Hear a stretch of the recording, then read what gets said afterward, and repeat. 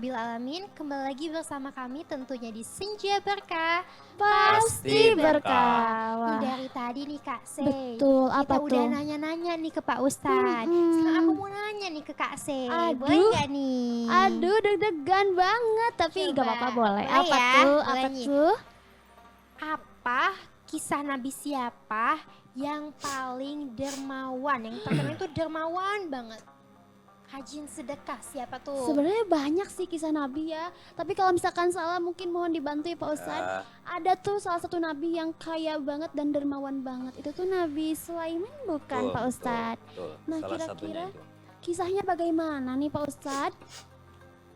Kisah Nabi Sulaiman itu seorang nabi yang dijadikan nabi oleh Allah Subhanahu wa taala. Dia itu seorang manusia yang bisa digolongkan bisa berkomunikasi dengan manusia, bisa berkomunikasi dengan jin, bisa berkomunikasi dengan hewan. Dan Wow. kehebatan Nabi Sulaiman, mujizat adalah bisa berbicara dengan hewan. Terlebih itu Nabi Sulaiman tergolong manusia yang diberikan kekayaan yang cukup. Ada satu kisah di mana seorang dalam rumah itu ada seorang suami istri punya anak. Nah, karena sakingnya kelaparan, di pinggirnya ada sebuah pohon yang besar. Ternyata di pohon itu ada merpati, ada burung yang ada anaknya dengan induknya. Lantas istrinya menyuruh kepada suaminya, tolong tangkap itu burung merpati untuk dijadikan bahan makanan atau dimasak untuk anak-anak. Ternyata induknya merpati itu ngadu kepada Nabi Sulaiman. Ya Sulaiman, ada satu orang yang ingin menangkap, kata Nabi Sulaiman sambil marah.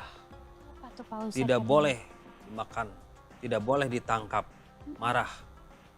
Balik lagi itu merpati di tempatnya, lantas dikasih tahu ini tidak boleh ditangkap.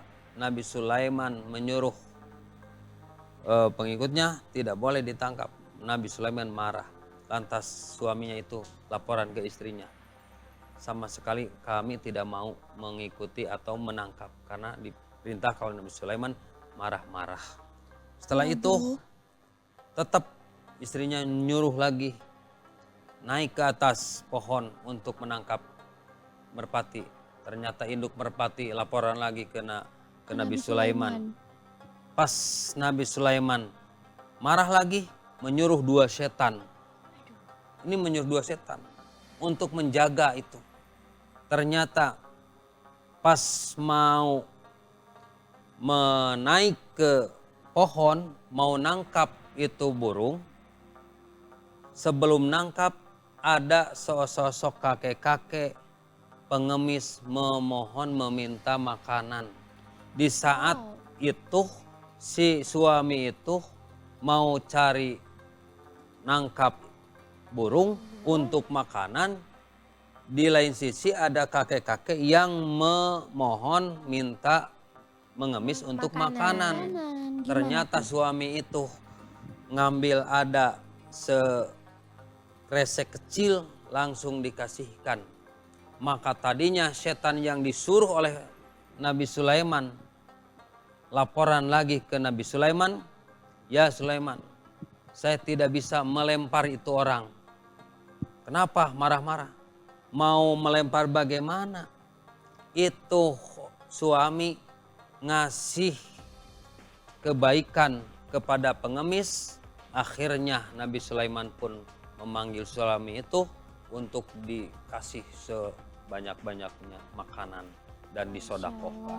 Itulah Luar kehebatannya. biasa sekali ya.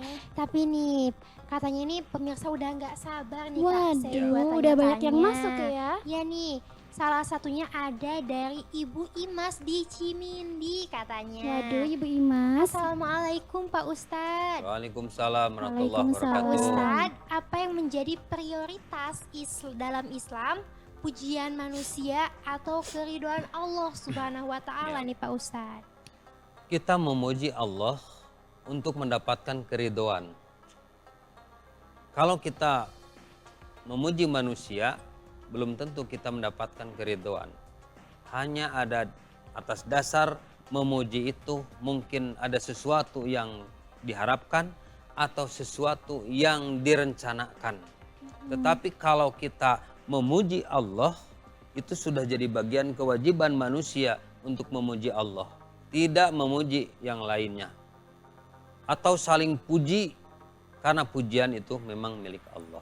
Jadi pantas kalau kita memuji Allah, bukan memuji manusia. Karena memuji Allah itu bagian dari mencari keridhaan Allah Subhanahu wa taala. Oh, begitu Ternyata ya. memang lebih pentingnya mencari ridho Allah ya Ya, Pak Ustadz betul, ya. betul. Wah, seperti itu nih Ibu. Dan ada lagi nih yang pertanyaan dari pemirsa dari Kak Nadia di Antapani.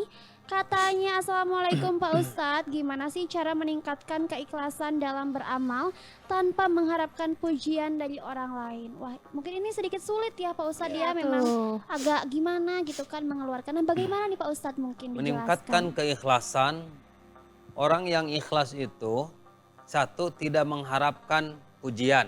Mm-mm. Orang yang ikhlas itu tidak mengharapkan mencari popularitas diri, Mm-mm. bukan mencari populer. Bahwa ketika berbuat kebaikan ingin populer, ditayangkan, didokumentasi, di video dan sebagainya. Orang yang ikhlas itu tidak semata-mata itu. Pujian pun tidak cari. Mencari popularitas diri tidak. Dan tidak terjebak oleh pujian. Jadi orang ikhlas tidak terjebak oleh pujian. Mm-mm. Wah, dipuji akhirnya hilanglah nilai keikhlasannya. Aduh, bahaya ya. Ya, bahaya. Gak bahaya tak ya? Bahaya tuh, nanti sia-sia juga mungkin Sia-sia. Iya nih, aku mau lanjut nih, ada satu pertanyaan lagi. Katanya tuh dari Ibu Neni. Aduh, Ibu Ya. Neni. Ibu Neni di Bandung Barat katanya Wow. tuh. Gimana Pak tuh? Ustadz katanya tuh, apa yang seharusnya menjadi motivasi utama dalam bersedekah menurut ajaran Islam? Motivasi utama adalah kita melihat orang lain. Ketika orang lain membutuhkan uluran tangan kita. Dan kita merasa tersentuh ketika melihat orang yang di dalam garis, apalagi kemiskinan, apalagi butuh. Karena memberi itu tidak saja melihat bahwa dia miskin atau kaya, tetapi memberi itu harus dengan keikhlasan. Dan motivasinya karena melihat orang lain yang membutuhkan uluran tangan kita, barulah kita ada motivasinya. Karena kekuatan terbesar dari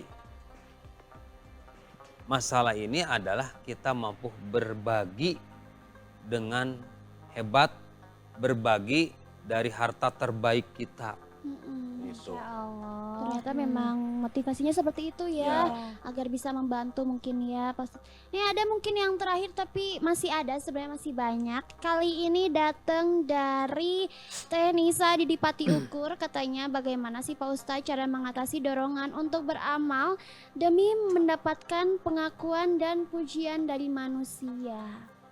Yang pertama dorongannya adalah jangan berhenti untuk selalu berbuat baik. Mm-mm. Jangan pernah merasa lelah untuk berbuat baik. Jadilah terus orang yang berderma, yang Allah tidak akan miskinkan. Dan janganlah mencari sesuatu harapan dari manusia, termasuk pujian dan sanjungan. Karena itu akan merusak nilai kebaikan dan kedermawanan kita. Wow, Ternyata Masya seperti itu Allah, ya, luar luar biasa sekali nih. biasa. Tapi seperti biasa ya pemirsa, mau ada yang lewat dulu nih. Betul. Tapi buat pemirsa yang mau tanya-tanya nih ke Pak Ustadz kayak tadi, boleh kontak kami di 0813 9447 7912. Dan pemirsa jangan kemana-mana dulu, tetap di Senja Berkah. Pasti berkah.